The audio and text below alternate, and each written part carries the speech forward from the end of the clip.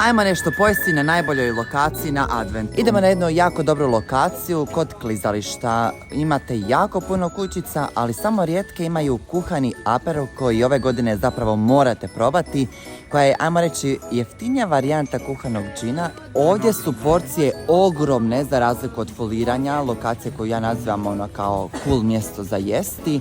Pogledajte kako sam jeo na ovoj kućici ledena, dakle uzeo sam slavonsku kobasicu, dobio sam u 2 peciva, birate umake, birate dodatke, ja sam se toliko prejeo i još kao šlag na torti morao sam probati tu famoznu germknedlu koja je pliva u ovom umaku, ja jednostavno to nisam mogao pojesti i zapakirao sam, ali je toliko porcija ogromna.